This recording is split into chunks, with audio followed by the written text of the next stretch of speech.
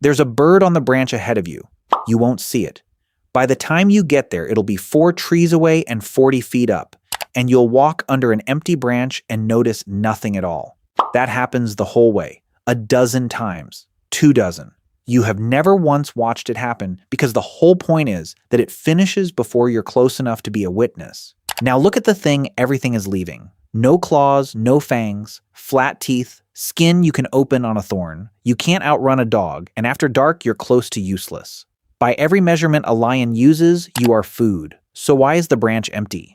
Put a human on an open plain with nothing in their hands and the numbers are embarrassing. A lion accelerates to about 50 miles an hour. You manage 15 briefly, and then you'd like to stop. A hyena's jaws crush bone. Your jaw is built for chewing soft food and it gets tired. A bear's shoulder is a wall of muscle. Yours holds up a shopping bag. There is no single fight on this planet a naked human wins. There's one more thing wrong with you, and it's the shape. Almost everything that hunts on this planet moves low. Shoulders down, spine level, weight forward. You do the opposite. You stand up, you put your head at the top of your body and leave it there. Nothing in the grass has a category for that shape, and yet the elephant walks the other way. The wolf changes route. The bear that could remove you in 4 seconds decides today isn't the day. That's not respect for what you can do to it. It's something older than that, because whatever the animals are reacting to, it isn't the body they're looking at. Here's what a human is when you stop looking at one of them. You never met one of us alone.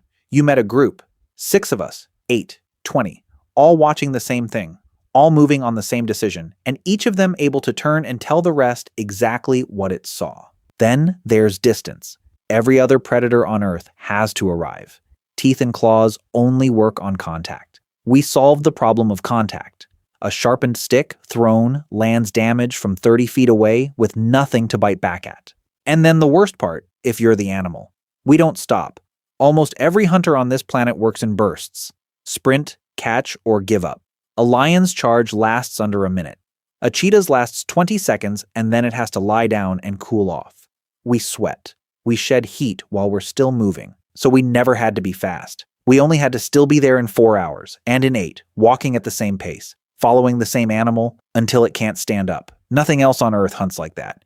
So that's the answer. We were slow, weak, and completely unsurvivable, except it doesn't explain the deer. Because the deer on that path has never been hunted. Neither has the badger. Neither has the bird that left the branch before you got there. In most of the places this happens, nobody has hunted anything in generations. Go back through that animal's whole family line and you will not find one ancestor that was ever chased by a person with a spear, and it still goes. So researchers did the obvious thing. They put speakers out in the bush in places where animals come to drink, and they played sounds. Lions, dogs barking, gunshots, and people, just people, talking, calm, ordinary, conversational human voices. Then they filmed what happened. The lions cleared the waterhole. Of course they did, but the sound that emptied it fastest across nearly every species tested was the one that wasn't threatening at all. It was us talking, not shouting, not a weapon, a conversation. Creatures with no hunting anywhere in their family line, reacting to a noise that has never once cost them anything, leaving faster than they leave for the biggest predator on the continent. So they learned it somewhere, except they can't have. So how does an animal that has never been hurt by us end up knowing?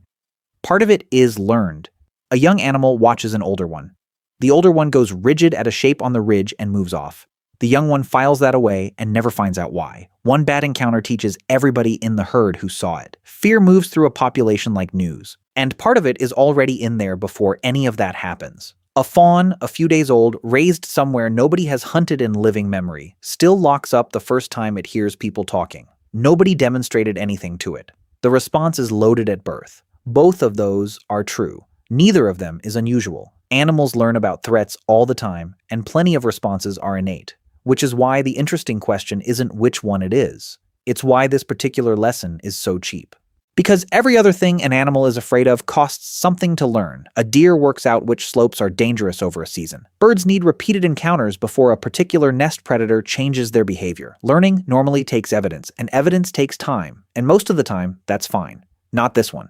This one runs on almost nothing. A sound the animal has never heard, attached to nothing that has ever happened to it, and the response is immediate and total. That's the part worth explaining, and you can see where it came from.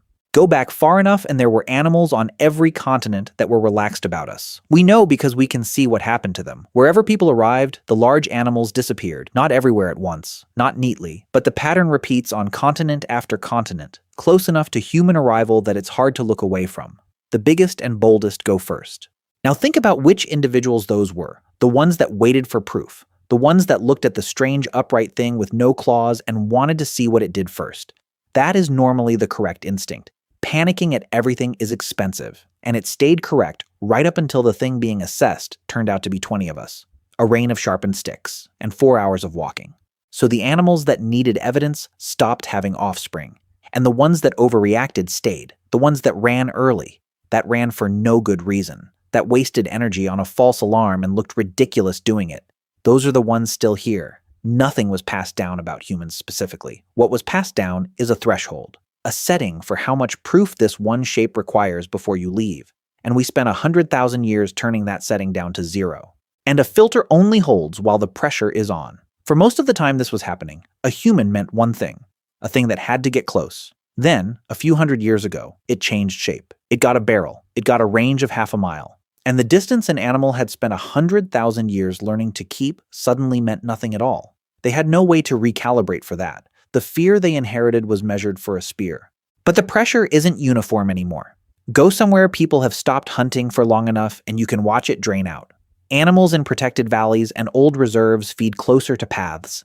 They lift their heads later. They let you get near enough that it feels wrong. Not because they've become friendly, because the filter came off and nothing has been removing the bold ones, which tells you exactly how deep the fear goes. It isn't a fact about animals, it's a fact about us, one they're still holding and one they'll put down the moment we stop earning it. So, why were animals terrified of ancient humans? Not because we were strong.